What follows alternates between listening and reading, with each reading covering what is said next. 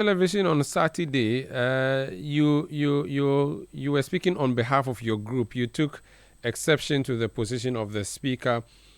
You said that there was going to be dialogue. You had written to the speaker. It appears the speaker has listened. I'm not sure if it was because of the letter or because of the prayer that was given him this afternoon by your two leaders, but he has decided to suspend the suspension. What's your comment that your colleagues have been allowed to come back in the chamber? I think, first, it is good that after the various types of engagements that we had with the Speaker, he has rescinded his suspension decision or communication. We maintained at all times that, with the greatest of respect to him, he did not have the powers under the standing orders or the Constitution to do what he purported to have done. He also explained that he wanted to ensure that there was some discipline. At the end of the day, good reason prevailed, and he has rescinded that suspension. The members of the House, both sides, have also given assurances to him and to ourselves that conduct moving forward will be more decorous than what has been observed so far. If you felt strongly about your position, I would have expected your leader to stand on his feet and make an argument in support of your position. Instead, we saw a compromise position being taken, which means that you have agreed that you've erred in part and actually even went ahead to apologize. It means that whatever you put in that letter, which could have sent you to court if the speaker disagreed with you, and he actually said today that if anyone had a difficulty, they may go to court. You decided to do a U-turn rather than pursue further your position and ensure that the right thing was done by the speaker. I think the first thing that we should not pretend has not happened is the fact that we have formally made a representation and an application to the speaker, citing all the grounds and the laws, which representation was put in the public domain, sent to his office, addressed appropriately. Everybody knows our position on this matter. Yes, I concede that when our leader stood on his feet, he did not choose to go through a legal route to litigate the matter, but appealed to the sensibilities of Mr. Speaker. If you speak to any lawyer, he will tell you that if you are in a courtroom before a judge, for example, with a bail application, you can choose to go arguing on the fortification of the law.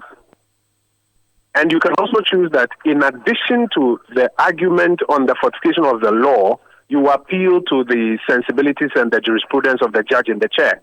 And that's what our leader chose to do. We had argued the law earlier in the memo that we sent to the speaker, in the engagements that we had with him. And when he got on the floor, he chose to then amplify, may I say, the arguments that, call out his sensibilities. And in the end, we got what we wanted. The end has justified the means.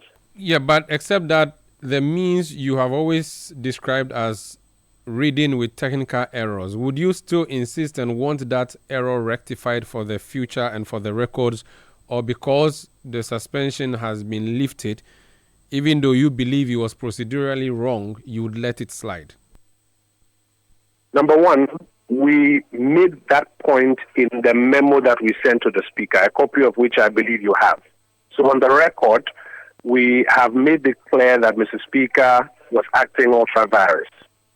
Number two, in the end, Mr. Speaker has acquiesced and has rescinded his decision. We would have been pleased if that had been formally articulated in the chamber for Hansard to record, so that the precedent that has been set is vacated. That did not happen. But be that as it may, we take consolation in the fact that we have achieved the end that we have sought for the last 3-4 days.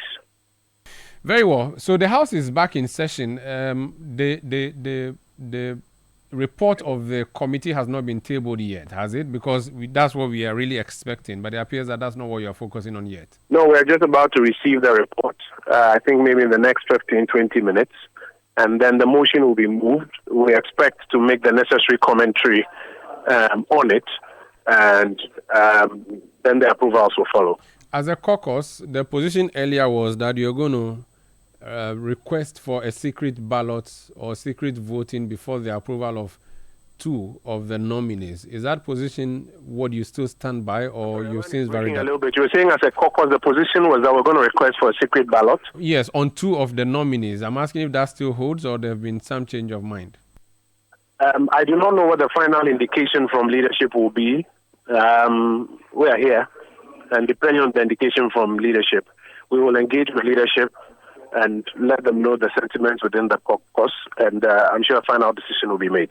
Thank you so much for speaking to us, sir. Thank you, sir. That's Honorable Kojo.